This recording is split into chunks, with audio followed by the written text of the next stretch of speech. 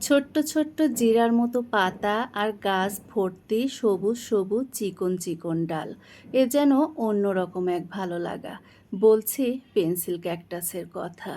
Indoor outdoor দুটোতেই কিন্তু এই গাছটা খুব ভালো হয়। বেলকনি বাগানে এর একটা গাছ থাকলে বেলকনি বাগানের সৌন্দর্যটা অনেক গুণ বেড়ে যায়। আমার এই গাছটার বয়স প্রায় ২ বছর। যখন আমি এনেছিলাম একটা ছোট্ট ডাল আর ছোট্ট একটা চারা গাছ ছিল।